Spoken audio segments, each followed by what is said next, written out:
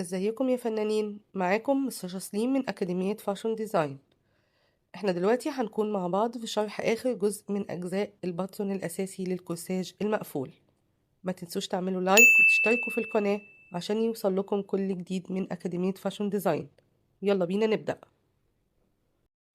دلوقتي احنا قصينا الباترون على حسب البروفايل الخارجي للرسمه اللي احنا رسمناها.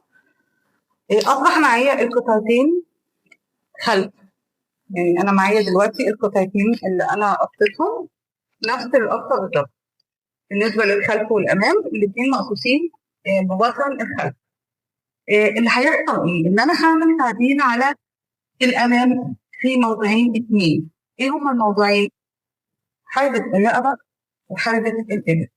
طيب حربة الرقبه هيكون فيها ايه؟ انا دلوقتي كان معايا المقاسات بتاعتي، كان طول الكورتاج 50، لما قسمته على 5 اصبح 10. تمام، وقلنا ان ال10 ديت هي مقدار نزول حربة الرقبة الأمامية. كلام جميل جدا. المفروض إن أنا لما هنزل من بداية القماش أو الورق لحربة الرقبة الأمامية، لو القماش كامل لسه ما اتقصش منه هنزل 10 اللي هو خمس الكورتاج. لكن أنا أخدت منه 2 سم اللي كانوا نزول حربة الرقبة الخلفية، فال 2 سم دول أنا هاخدهم من ال10، يبقى ال10 ناقص 2 بيساوي 8 سم. يبقى أنا دلوقتي هنزل نزول 8 سم بعد الحردة الخلفية. يبقى أنا كده عملت الحردة الأمامية أصبحت 10 سم. تمام؟ تستخدم الحردة الأمامية هيكون إزاي؟ أنا قلت لك حردات الرقبة الأمامية والخلفية بظهر المسطرة. هحط نص المسطرة عند العلامة اللي أنا أخدتها، أفضل أحرك في المسطرة لحد ما أوصل لبداية الكتف. أوكي؟ أنا لازم أعمل استدارة، لازم أعمل استدارة. غلط إن أنا أجيبها من مكان تاني غير كده، غلط إن أنا أجيبها كده. هاجي أفتح الحردة هلاقيها عاملة كده بالظبط، مديها شكل طبعا كده. يعني أنا لو حطيت على اليد جيت فتحت عليها هلاقيها مدية الشكل دي، مدية شكل حرف دي. لكن أنا باخدها شوية كده باستقامة وبعدين أبتدي ألفف علشان لما أجي أنزل في الحردة ألاقيها مدية شكل حرف يو. يبقى حرف البي خطأ، حرف اليو صح. أوكي؟ طيب ده بالنسبة لحركة الرقبة الأمامية. أنا هعملها وأقص عليها كده.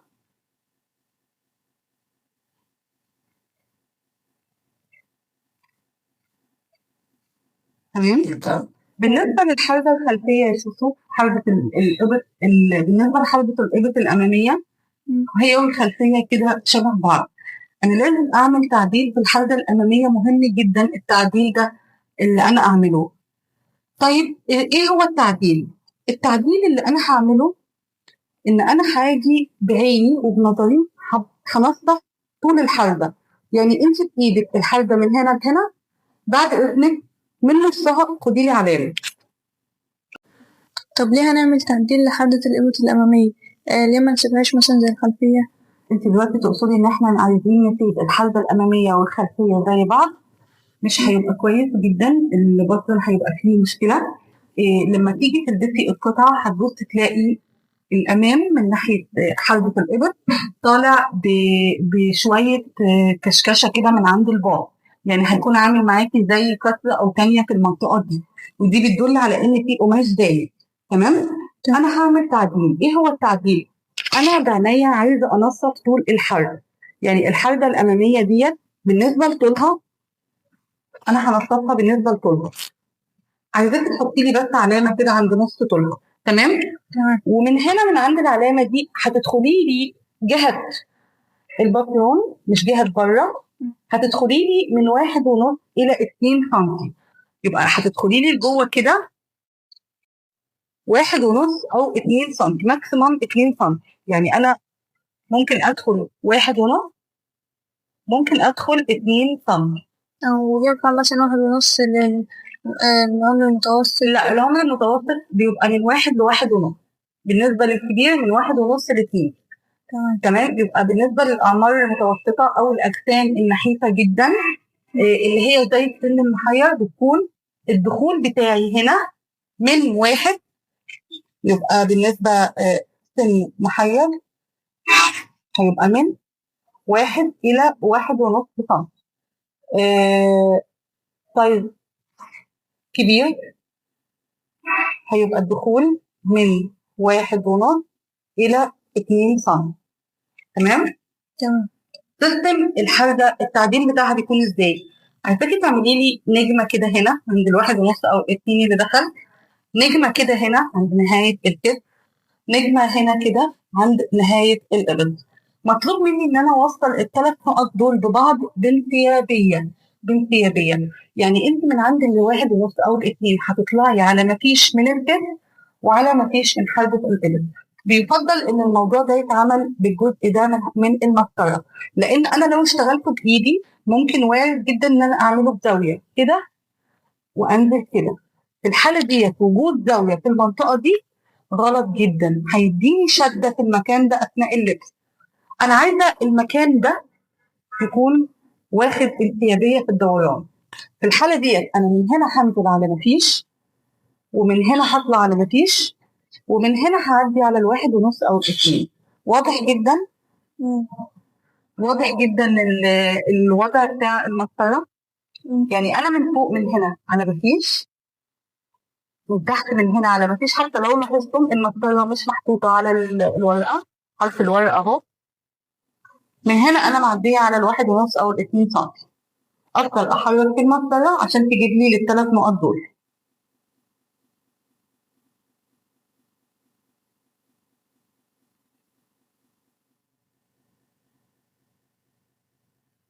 أظن واضح جدا الدوران ده إن هو فيه استدارة مظبوطة.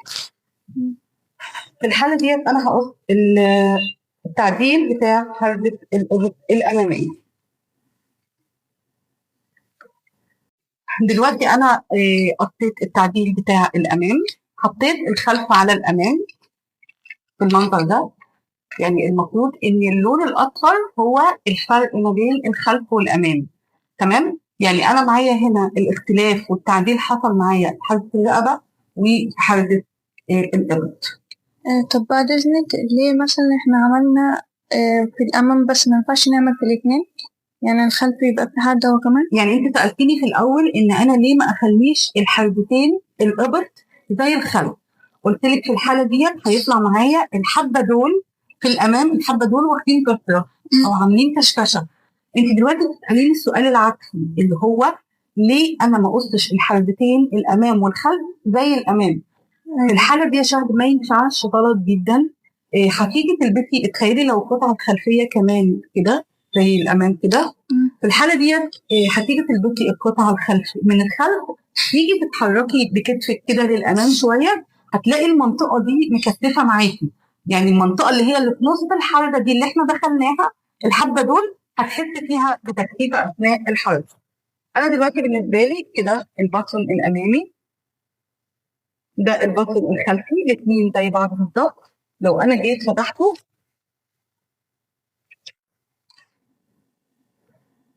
ده بالنسبة للخلف كده خلص معايا البطلون الأساسي للكورساج للأمام. هلاقي إن الاثنين الأمام والخلف متساويين في الأطوال من الكتف ومن خط الجنب، لأن الأمام مع الخلف هيتخيطوا مع بعض من منطقة الأكتاف ومن خط الجنب. تمام؟ اتفقنا؟